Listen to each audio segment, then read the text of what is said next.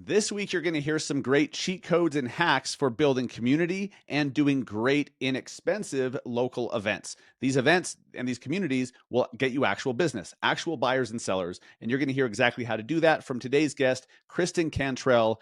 Let's go.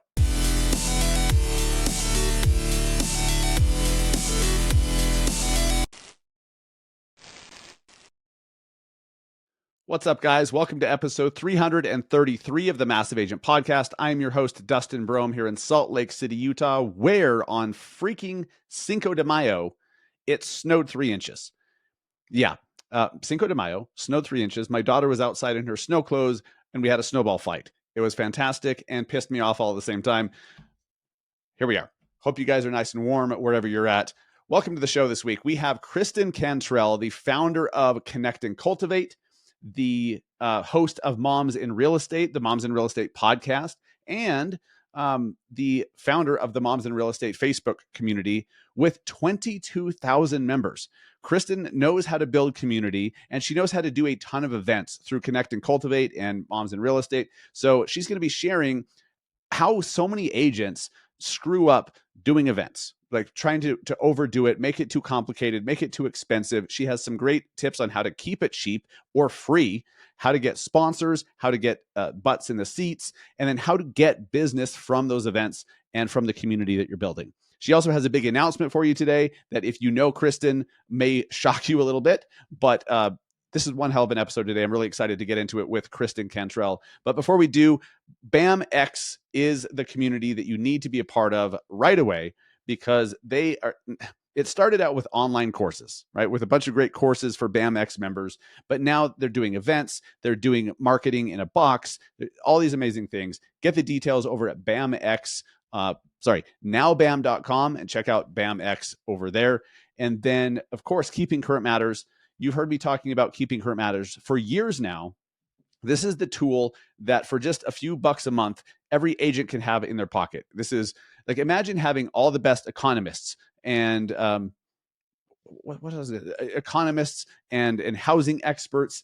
And I don't know what I was going to say before, in your back pocket, doing a research for you and then dumbing it down, which for me is very important. You've got to dumb it down. What do all of the macroeconomic stuff and the housing trends and the interest rates, are they going up or down? Or what did Jerome Powell say in the Fed meeting? All that bullshit. Well, they tell you what it means, and then what it means for your buyers and your sellers. And you can have all of this insight so you don't have to do it. You just have to click and open their emails or log in, and they tell you, they even give you scripts to do your videos about, so you can educate consumers and be a guide and an advisor to people in this crazy high interest rate and lingering high interest rate world. Try kcm.com/BAM. Try it out. If you haven't yet, you're crazy. Try kcm.com/BAM. Let's jump into the show today with Kristen Cantrell. If you know of Connect and Cultivate, you know what an incredible branding expert she is, social media content creator, but she is a community builder.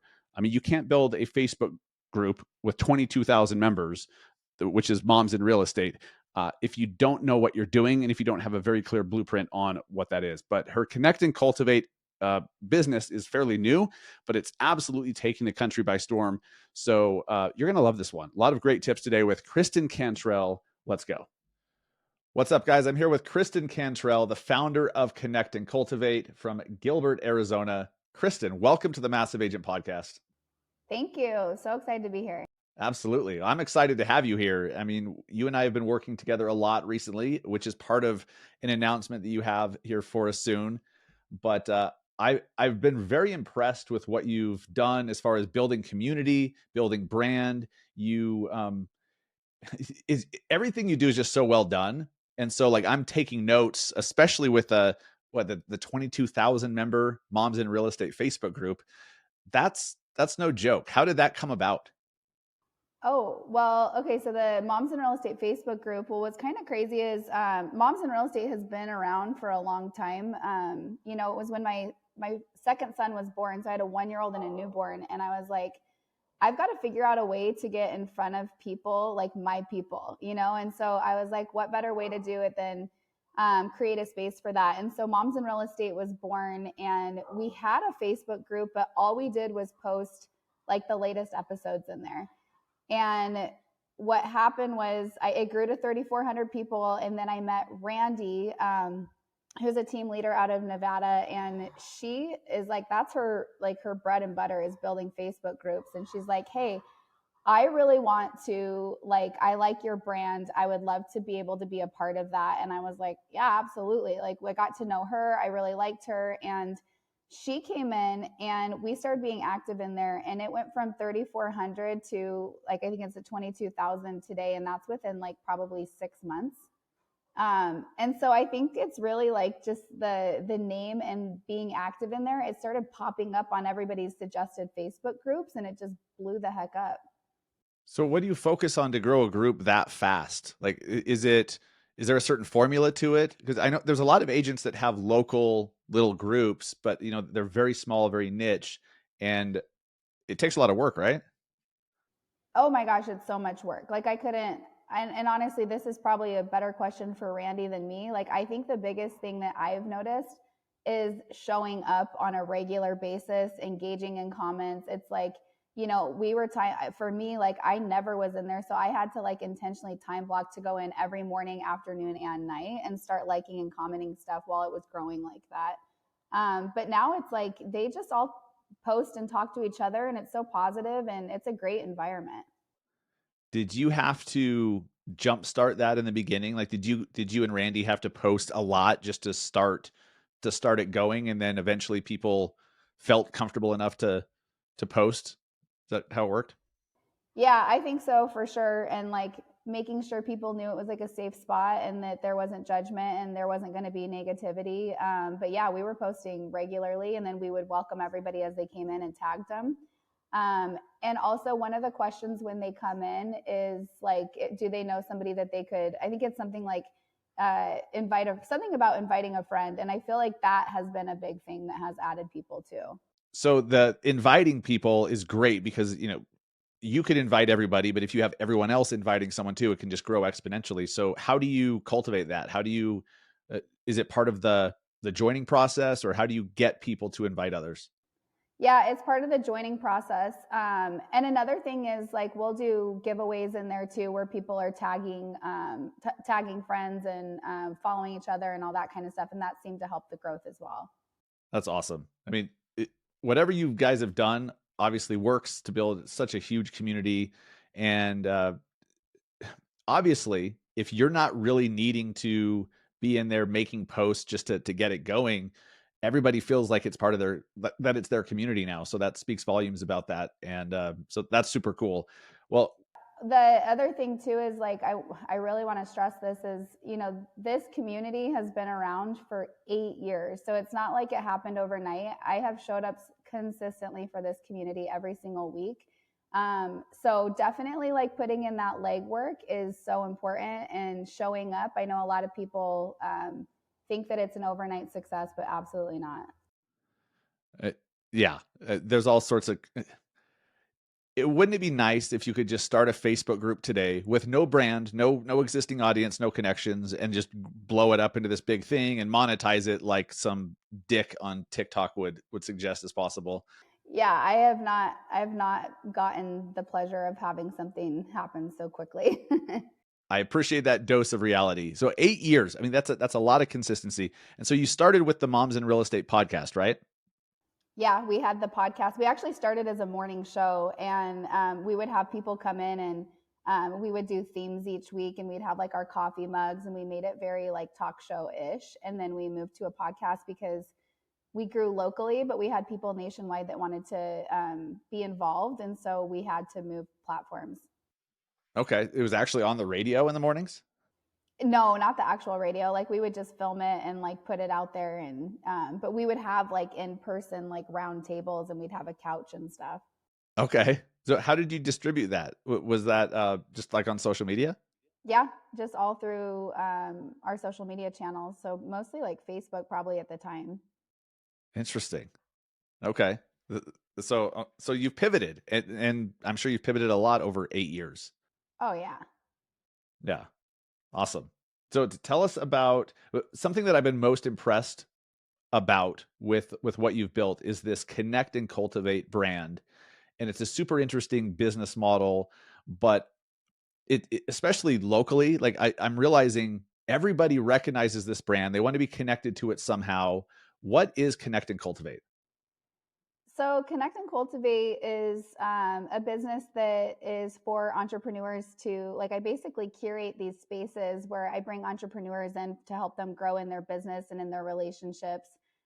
It's actually four pillars. So, it's business, money mindset, community, and then the other part is health and wellness. So, curating spaces consistently for people to show up and to be in community and to grow.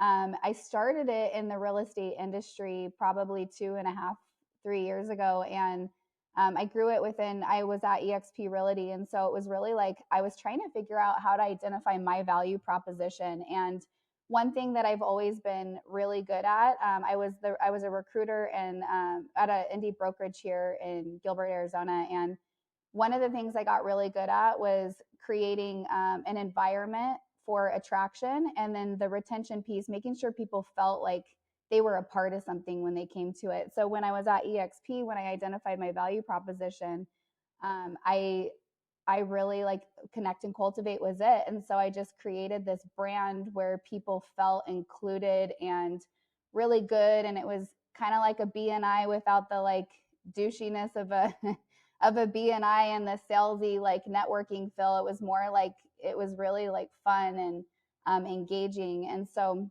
I did that, and what happened was I had people that were outside of EXP. I had people like at other brokerages or other downlines, and they wanted to be a part of it. So, and then I started having other entrepreneurs that wanted to be part of it. So I pivoted big time with that, and I opened it up to everybody, which I love because my tagline is "You can sit with us." And just really grew it to where there was multiple income streams within that specific business. And then most recently, I've had a lot of people that want to build communities like Connect and Cultivate that are in other cities. I had people tell me nonstop, I wish there was a Connect and Cultivate where I'm at. So finally, I decided to franchise. I call it my business in a box, where I packaged everything up on how to go build your local community with the Connect and Cultivate brand. And I launched that in February of 2024. And now we're kind of growing all over the place. So it's been freaking awesome. Like one of my favorite things I've ever done.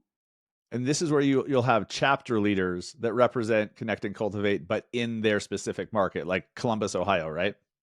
Yeah, I just was in Columbus, Ohio for my friend Megan Bell, who's a chapter leader. She just launched her chapter. I have Cleveland, I have Boise. I mean, I have them all over right now. And I have appointments all week with women that are building communities that are like looking to specifically build the Connect and Cultivate like vibe in their local area. I think that's so cool. And obviously it's been wanted because if you've grown that fast in what, 3 months, like 2 full months is all it's been. Uh, so as far as community building, right? Agents need to do this in their own way at a local level, or else no one knows who the hell they are, right? That they're just like a name with the brokerage, and you're just another one. So, what are some of the things that you teach your members, your chapter leaders? What do your chapter leaders teach to help build community? What are some of those main pillars that you guys teach? So I mean, gosh, we teach a lot about blueprinting events. So like, really identifying like what's missing in your community and how can you bring that to them, and how can you make it to where it's not just like coming and sitting and, learning, and not like really cultivating that community within it.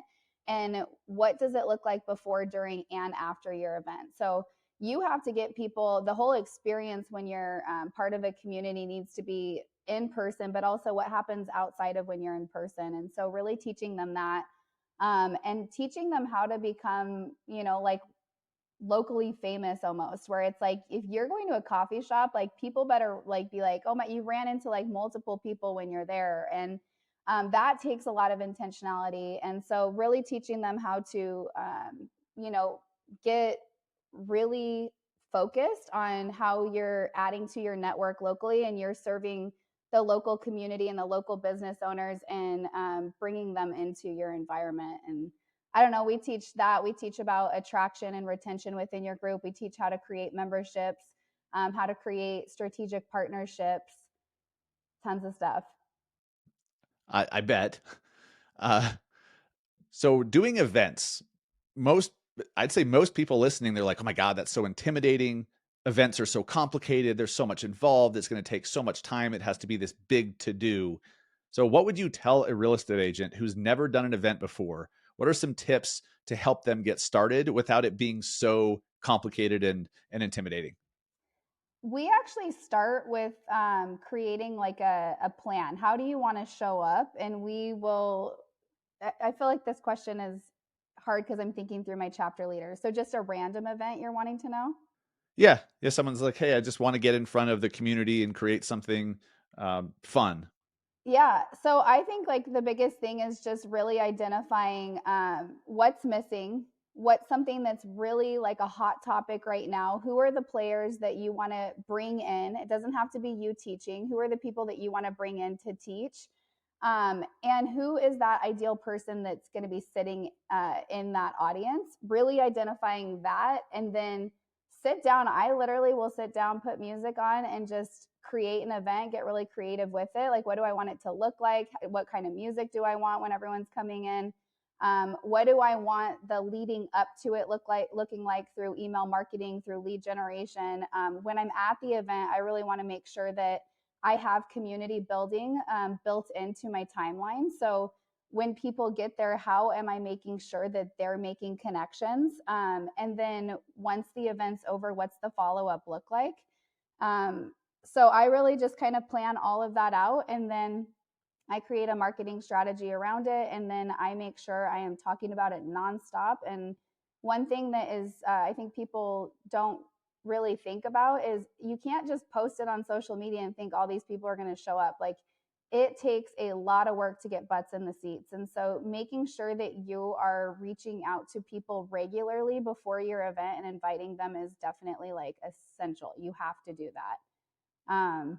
So yeah, that's where I would start. So, okay, you know Neil Dingra with the Forward event. I don't. I assume you know Neil, but Yes. the Don't last know two him years. personally, but yes. Okay, so his Forward event in Vegas the last 2 years has been, I believe it was the best event of the year. His very first one, he put almost 1,000 people in the. He sold it out, almost 1,000 people. Gary V, Ed Milet, who else? A bunch of other big names were speaking at it, but he individually reached out to through Instagram DM, reached out to people and personally invited them and gave them a link. And I know without that, he wouldn't have sold it out. And so it's cool to hear you do a similar thing where you're personally inviting people, and I'm sure that that's much better than like, hey, here world, um, buy a ticket to this event, because when they're scrolling their news feed, they're seeing 14 other events as well. You know, it's not just yours. Yeah.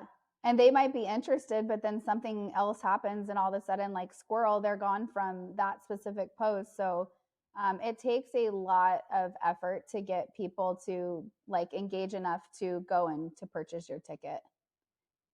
The other thing is, there's, I think people overcomplicate, like they want like to throw these massive events. And I will tell you, I've been doing events for, 8 years, 8, 9 years now. And the power is in the smaller rooms. That is my opinion.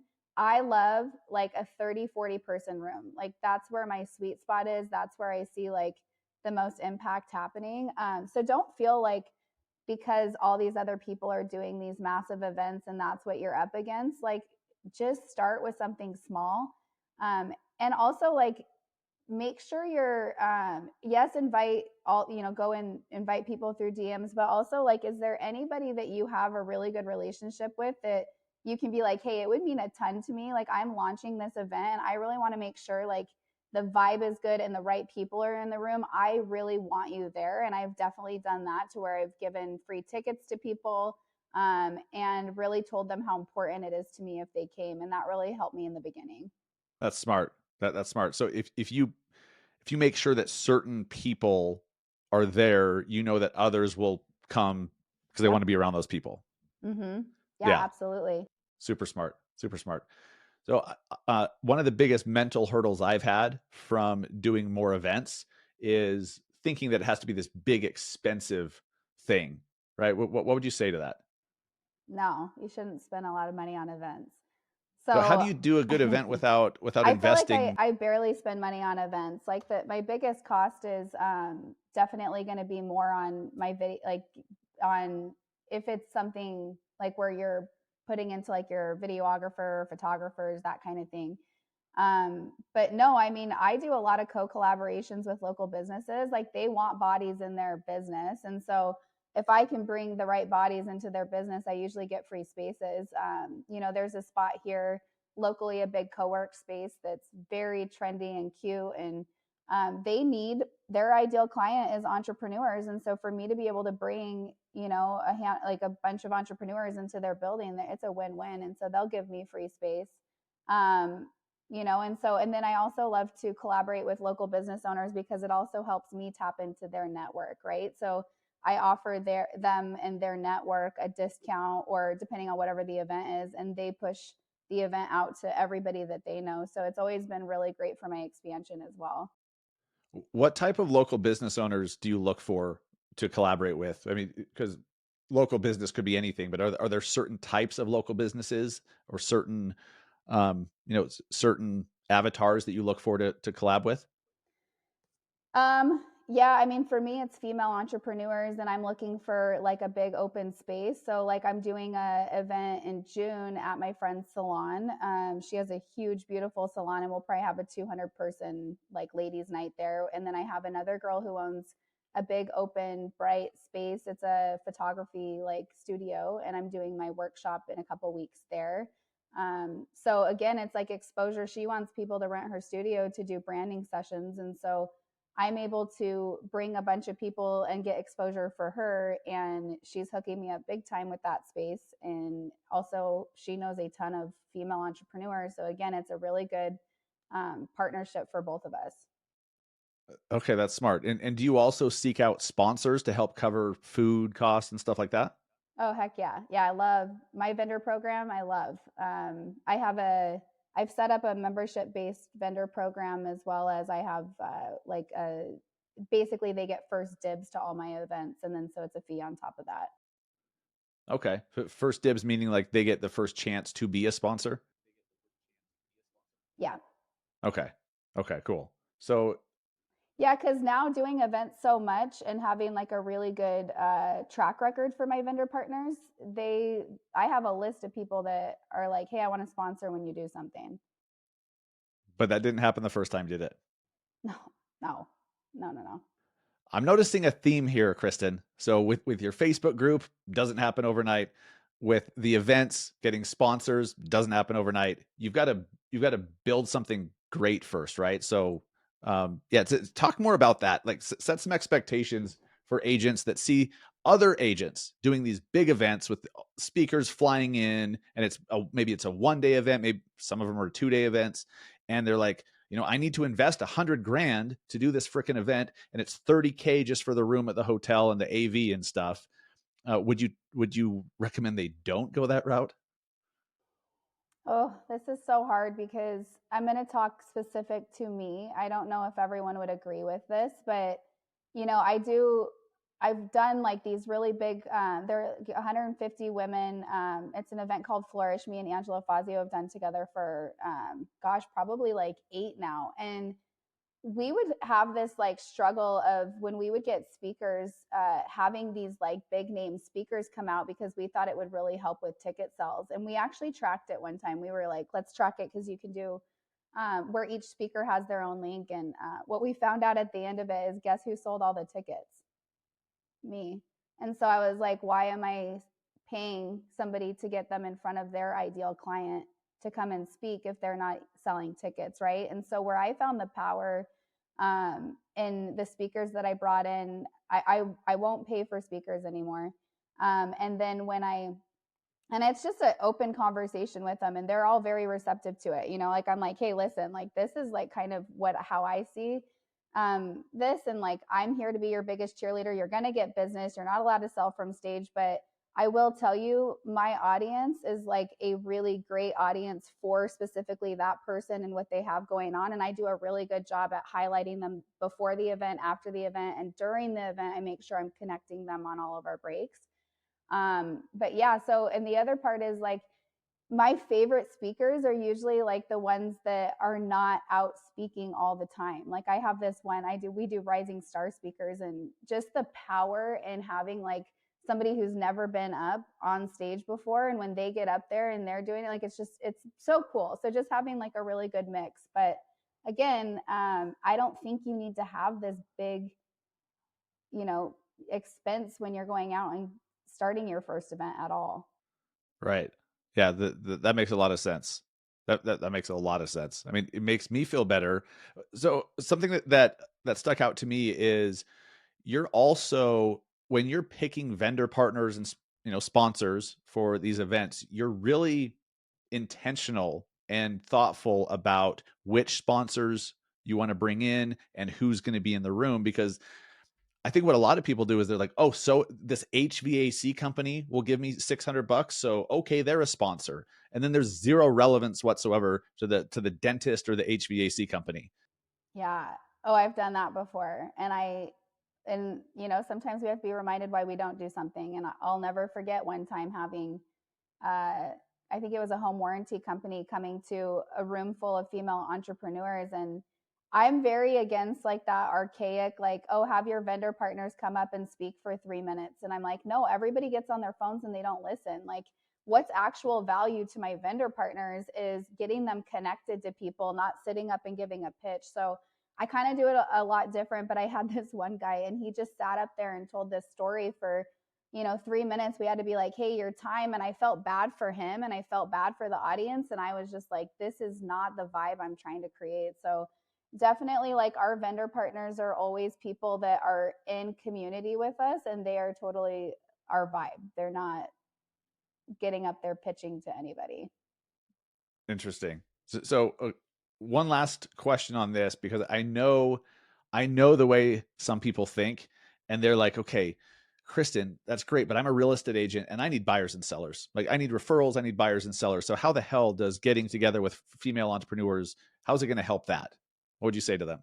Well, do buyers and seller, or do entrepreneurs buy and sell homes? Like, absolutely. So, you know, I think that one of the things that agents overcomplicate is like your job is literally just to ask yourself, how am I meeting new people on a regular basis? And how am I staying relevant to the people that I have brought into my network? And so through events, you're able to do that. So, like, I'll give you an example. I have a event coming up that is specific to, like, it's within my entrepreneur community, but it's all on health and wellness. And we're going to be going over stress management when you're a wife, when you're a mom, when you're a business owner, and you've got all these things going on, and just really giving them the tools to slow down and to, you know, do breath work and all these different things. We're going through that, and then we're going through how to product swap so that you have a toxic free home.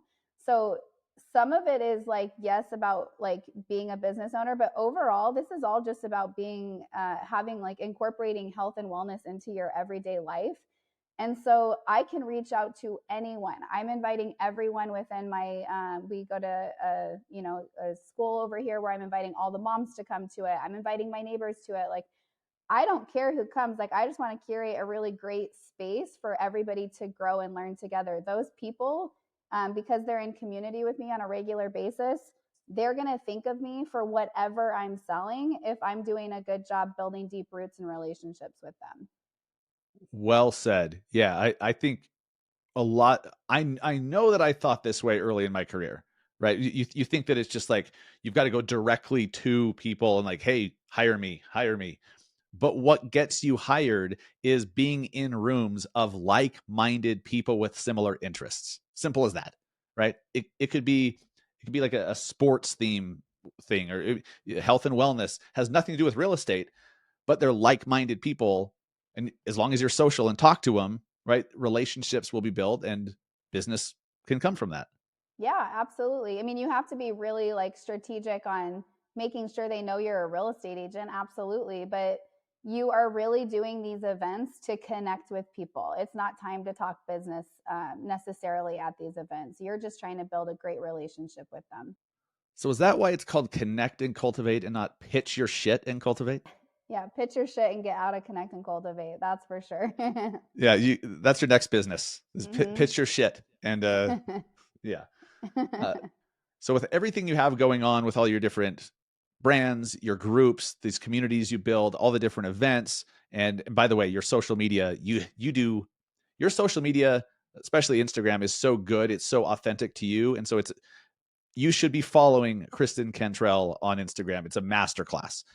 But everything you have going on, you recently made a big shift and a big change on the real estate side of your business, right? Yes, What are you absolutely doing? huge. Yeah. Okay, so I have moved to RealBroker, which was a really big move for me. I have an organization at EXP of 250 realtors, so to make this decision was not easy. But yeah, I moved and partnered with Dustin, and I've told Dustin multiple times I couldn't have done this without him. He's been an amazing partner, and yeah, I'm like, I moved over 3 days ago, and I couldn't be happier so far. And my agents couldn't be happier about this move, which is really awesome. It's so awesome. I'm so excited to be partnered with you and to see from my point of view, seeing all these doors that have opened for you that were, if we're being honest, these doors were closed to certain people when you were at EXP, right? That's how I felt. That's one of the big reasons why I left there. And now it seems like you're just able to build, like, to really partner with the right people at RealBroker, and it wasn't possible before. Is that fair? Yeah, that's fair for sure. I have, because I'm a community builder and I build really great relationships with anyone, no matter where they're at. EXP was always a conversation where when if somebody's like, we're talking business, why, I don't know why specifically, it was just so hard for me. And I couldn't identify this over the last year. It was really hard for me to continue to grow. And what happened was I just kind of put that whole leg of my business on the back burner and went full force with Connect and Cultivate and everything I was doing. What I noticed was, just 3 days ago, is I announced that I had made the move, and all of a sudden, all these women that I have been in relationship with for years that did not want to talk about EXP were like, I want to talk to you about Real. I want to talk to you about Real. I mean, nonstop. I have booked all week right now with that scenario. And that's exactly what, when I was identifying my pain points over the last month, when I really thought like, hey, moving forward, I feel like Real is so aligned with Connect and Cultivate and my vibe and my culture and everything. I just feel like it's seamless, where I didn't realize it wasn't when I was at EXP, but that is definitely an accurate statement. I love it, and I absolutely understand. It's one of those things that's so hard to describe to people unless you've been in those different seats, right? Like, because EXP is a good company, right? It's a really good company. It's just Real is an exceptional company, and there's certain things with the culture, with the leadership, with the community at Real that opens doors to working with and partnering with others. So with that in mind, what do you what do you have planned? Like, what, now that you've made this move to Real, we're partners together, along with you and so many incredible real estate agents and entrepreneurs are now partnering. Like, what is possible now that wasn't before? Like, what do you have planned now as a result of this move? Oh my gosh. I mean, I just plan on doing the same thing that I've been doing, but yet having a company behind me that is like really hot and really relevant with my ideal clients. And so I'm hoping that that really allows me to build that leg of my business again. And I'm really excited about it. Yeah, I totally, it's hard to understand. Do you feel like so I was at EXP for 6 years, and I thought everything was that I'm like, this looks great. I think this will happen. I think this will happen. I think these doors will open. I thought all those things, but there's still a giant leap of faith, right? Like, walk us through that for you, because you had 250 something people at EXP and you're starting over from scratch. Like, there's a big leap of faith there. Yeah, there's a huge leap of faith, but I'm excited. I'm not a stranger to building, and I'm not a stranger to hard work. And I know if I show up consistently and do the activities and I have the brand that aligns with the people that I'm in front of, I know it will grow. And I'm not afraid of it. I think that it's going to be a great thing. And I really feel, when I say I feel aligned, I want it to be seamless and I don't want it to be forced. And I feel like that's what's going away right now. Okay, well said. From my point of view, seeing what's happened for you just in the last week or so, and what's happening, it seems like now you're just more focused, right? Because you're like, here's this move, and now you're attracting the right people to work with and build with and be in community with. And it did feel like before, we were so, it's like trying to do everything with anyone, right? A mile wide and an inch deep. And it seems like, from my point of view, you are now just so focused on going a mile deep and an inch wide with the right people. Is that fair? Yeah, 100%. That is my biggest focus, is just really, I'm not trying to capture every person. And I think that that's been the game for a long time. I've, again, coming from like a recruiting background in real estate, I am told over and over and over it's a numbers game. And yes, I understand that to a point, but I really just want to build a business with the right people and really go deep with them and make sure I'm making a massive impact with them. I love it. It's such a great move for you. I'm so excited for you. I'm so excited, selfishly, to work with you and build something super cool and do some events together in the future. There's so much that we can do. So, Kristen, before we wrap it up, there's we like to do these rapid fire questions with our guest. They're either or questions. You can elaborate if you want to, but you don't have to. And then we'll give people a chance to hear where they can connect with you and follow you and find out what you're up to. Sounds great. All right, so let's do it. Facebook or Instagram? Instagram all day long. Yes. Instagram or TikTok? Instagram. I don't even have a TikTok. Oh, really? Okay, fair enough. Books or podcasts? Mm, books. Podcasts or okay, let me rephrase this. Books or audiobooks? Books if it's like something I'm doing for like pleasure. If it's something that I'm doing to like grow mentally, it's going to be audio. Okay, fair enough. Rental property or flipping? Rental property. Cash flow? Yeah. Love it. Burgers or pizza? Burgers. New York or LA? Neither. Okay, fuck them both. Baseball or football? Baseball. I'm a baseball mom. Nice. Mountains or beach? Oh shit. Both. I love both. I have a cabin and I go to Florida every year. I'm like obsessed with the beach there. Yeah, I've got to say, like, I love California. I love San Diego. Like, California is beautiful, but the water's so freaking cold. Like, the water in Florida is better, you know? It's amazing. Yes. Agreed. YouTube or Facebook Live? YouTube. Rich Dad, Poor Dad, or Millionaire Real Estate Agent? Rich dad, poor dad. Uber or Lyft? Lyft. Uber's full of creeps.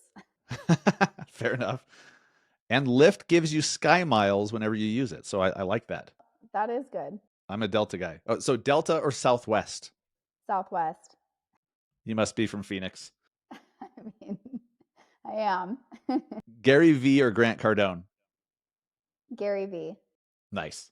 And Kristen, where can people find you and connect with you and learn more about everything that you're up to? I think Honestly, easiest thing is just follow me on Instagram. Hey, Kristen Cantrell, and all the other stuff is linked there. Awesome. Awesome. And I will put a link to your Instagram. I'll do one to the Connect and Cultivate profile because you have an Instagram for that too, right?